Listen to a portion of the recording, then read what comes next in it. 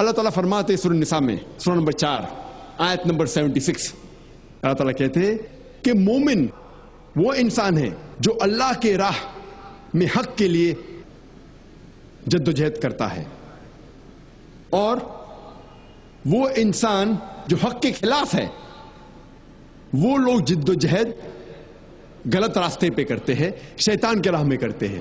اللہ تعالیٰ فرماتے ہیں کہ مومن اور مسلمان جہاد فی سبیل اللہ کرتے ہیں، اور جو حق کے خلاف ہے وہ کرتے ہیں جہاد فی سبیل شیطان،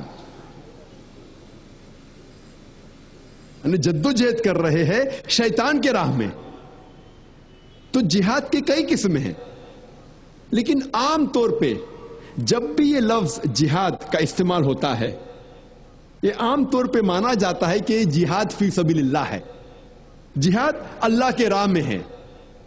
اگر خصوصاً کوئی چیز کا ذکر ہے اللہ کے خلاف تو پتہ لگتا ہے کہ اللہ کے راہ میں جہاد نہیں ہے، لیکن عام طور پہ جب بھی یہ لفظ جہاد کا استعمال ہوتا ہے اسلام کے پس منظر میں اس کے معنی ہے جہاد فی سبیل اللہ، جد و جہد کرنا اللہ کے راہ میں۔ اور غیر مسلم اکثر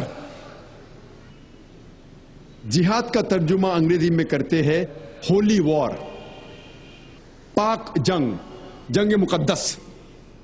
یہ لفظ ہولی وار سب سے پہلے استعمال کیا گیا تھا کروسیڈرز کو ڈسکرائب کرنے کے لیے، جب عیسائی سینکڑوں سال پہلے طاقت کے بل پر اپنا دین پھیلا رہے تھے تو اسے کہتے تھے ہولی وار۔ افسوس کی بات ہے کہ وہی لقب آج مسلمانوں کے لیے استعمال ہوتا ہے، اور افسوس کی بات ہے کہ کئی مسلم علماء انورٹڈ کامرز میں جو اپنے آپ کو عالم کہتے ہیں وہ بھی انگریزی میں جہاد کا ترجمہ کرتے ہولی وار۔ جہاد کے معنی ہولی وار ہے ہی نہیں، ہولی وار کا ترجمہ عربی میں ہوتا ہے حرب مقدسہ۔ اور اگر آپ قرآن مجید پڑھیں گے، قرآن مجید یا کوئی بھی صحیح حدیث میں یہ عربی لفظ حرب مقدسہ موجود ہی نہیں ہے۔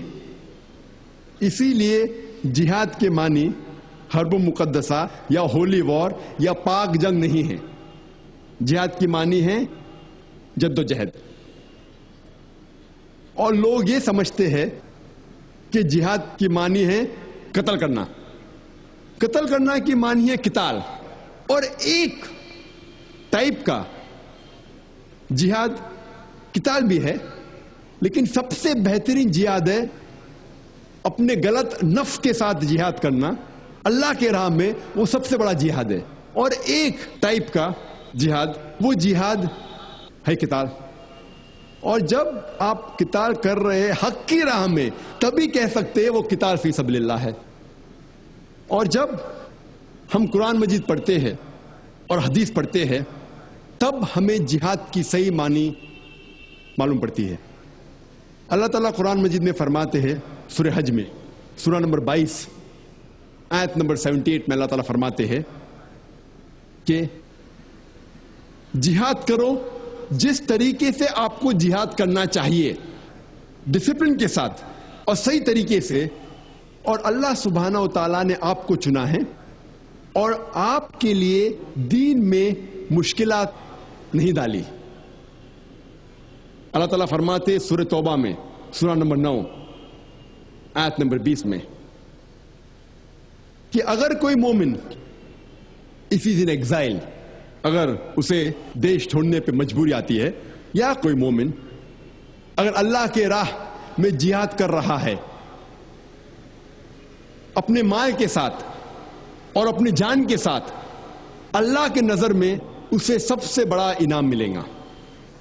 اور اللہ تعالیٰ فرماتے سورہ عنکبوت میں سورہ نمبر 29 آیت نمبر 6 میں کہ اگر آپ جہاد کرتے ہیں تو آپ کے فائدے کے لیے کر رہے ہیں، اللہ سبحانہ و تعالیٰ کو آپ کے جہاد کی ضرورت نہیں ہے، کیونکہ اللہ سبحانہ و تعالیٰ سارے کائنات کے چیزوں سے اسے کوئی ضرورت نہیں۔ اگر آپ جہاد کر رہے ہیں تو آپ کے فائدے کے لیے. اللہ سبحانہ و تعالیٰ کو آپ کی جہاد کی ضرورت نہیں، کیونکہ اللہ سبحانہ و تعالیٰ سارے کائنات کے خالق ہے اور انہیں کوئی بھی چیز کی ضرورت نہیں.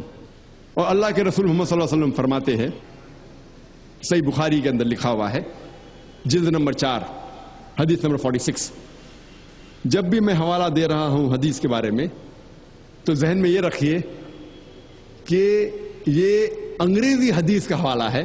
اگر میں صحیح بخاری کا حوالہ دوں گا یا صحیح مسلم کا حوالہ دوں گا تقریر میں تو ذہن میں یہ رکھیے کہ یہ انگریزی ترجمہ کا، اردو ترجمہ کا نہیں، کیونکہ اردو میں صحیح بخاری کے 6 جلد ہے، انگریزی میں 9 جلد ہے. تو اگر میں کہوں گا جلد نمبر 7 تو آپ کہیں گے جلد نمبر 7 ہے کیا؟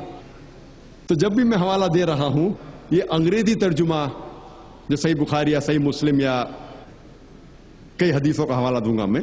قرآن مجید الحمدللہ عربی میں وہی ہے تو حوالے کی تبدیلی نہیں ہوئی.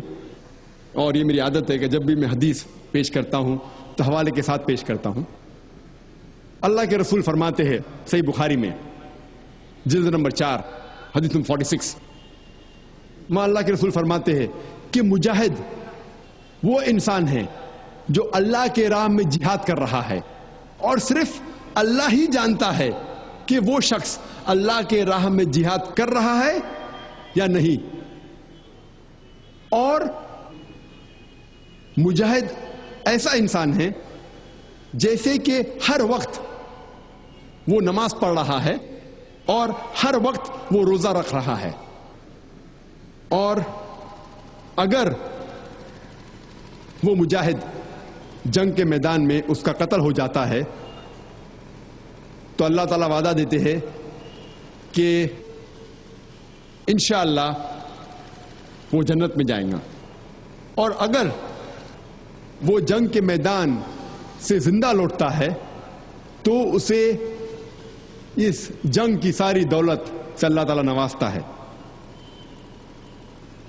اللہ کے رسول فرماتے ہیں صحیح بخاری میں جلد نمبر 4 حدیث نمبر 2784، حضرت عائشہ رضی اللہ عنہ وہ اللہ کے رسول صلی اللہ علیہ وسلم سے فرماتے ہیں کہ کیا میں جہاد کے لیے جا سکتی ہوں؟ اللہ کے رسول فرماتے ہیں کہ آپ کے لیے سب سے بہترین جہاد ہے حج. اللہ کے رسول اپنی اہلیہ سے حضرت عائشہ رضی اللہ عنہ ان سے فرماتے ہیں کہ ان کے لیے سب سے بہترین جہاد ہے حج. ہم جب پڑھتے ہیں صحیح بخاری میں حدیث نمبر 5972، ایک شخص اللہ کے رسول محمد صلی اللہ علیہ وسلم سے فرماتے ہیں کہ کیا میں جہاد کے لیے جا سکتا ہوں، یعنی جنگ کے میدان میں جہاد کے لیے جا سکتا ہوں؟ تو اللہ کے رسول اس سے پوچھتے ہیں کیا آپ کے پاس والدین ہیں؟ وہ شخص فرماتا ہے بے شک ہیں. تو اللہ کے رسول فرماتے ہیں آپ کے لیے سب سے بہترین جہاد ہے اپنے والدین کی خدمت کرنا. تو ہر وقت سب سے بہترین جہاد وقت کے حساب سے بدلتا ہے. ایک حدیث ہے سنن نسائی میں حدیث نمبر 4209 4209، ایک شخص اللہ کے رسول سے پوچھتا ہے کہ سب سے بہترین جہاد کیا ہے؟ تو اللہ کے رسول فرماتے ہیں کہ سب سے بہترین جہاد ہے ایک حق کا لفظ ایک ایسے راجا جو راجا ظالم ہے اس کے خلاف کرنا.